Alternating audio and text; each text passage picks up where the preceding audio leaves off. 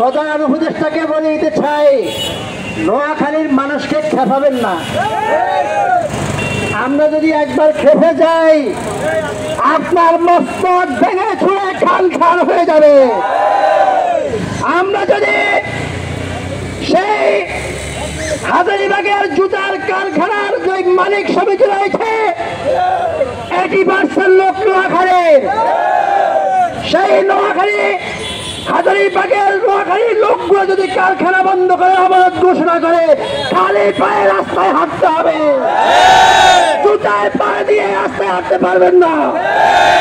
নোয়াখালীর মালিক সমিতিগুলো যদি mail factory গুলা কারখানা গুলা বন্ধ করে দেয়, উলঙ্গ হয়ে অফিসে যেতে হবে, সংসদে উলঙ্গ হয়ে যেতে হবে।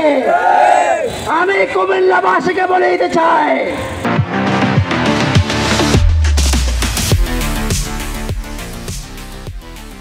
আপনারা আমাদের বন্ধু, পাশের জেলা, আপনাদেরকে আমরা আপন ভাই হিসাবে জানি।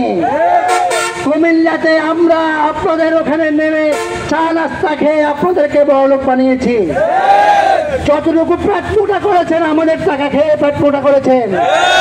যদি নোয়াখালী পাশের দিকে আঙ্গুল তুলে থাকেন, সে আঙ্গুল টাকা ঘুরিয়ে দেওয়া হবে।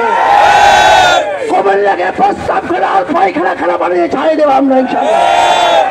আজকের এই সমাবেশ থেকে নোয়াখালীর প্রত্যেকটা মাটি ও মানুষের কাছে আমার একটাই অনুরোধ, নোয়াখালী বিভাগের আন্দোলনে রাজপথে যতক্ষণ পর্যন্ত বিভাগ বাস্তবায়ন না হবে, নিজের বুকের তাজা রক্ত দিয়ে আন্দোলনে চাপিয়ে পড়বে ইনশাআল্লাহ। প্রত্যেকটি প্রতিবন্ধী বন্ধুদের সমন্বয়ে বিভাগের দাবিতে ঢাকার রাজপথ কাটাবেন।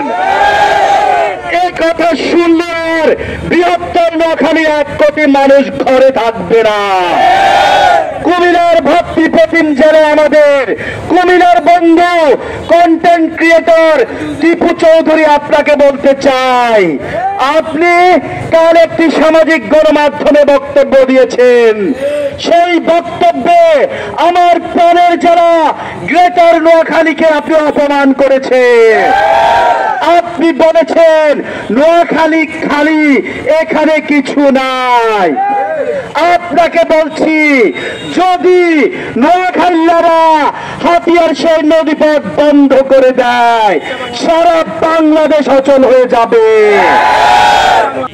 আমাদের সর্বশেষ বক্তব্য হলো, আমরা এই পর্যন্ত সরকারের কাছে বিভিন্নভাবে আমরা সরকারের কাছে আবেদন করছি।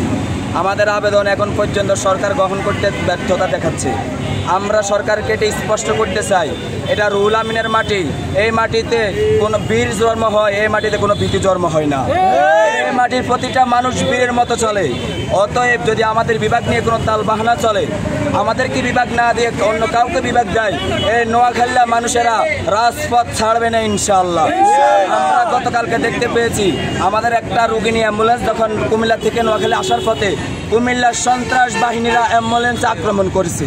এখন পর্যন্ত আমরা ফেনী আমাদের মহিপাল থেকে নিয়ে আমরা হাতিয়া নদী যদি আমরা একবার ব্লকেট করে দিই, বন্ধ করে দিই, তারা না খেয়ে মারা যাবে।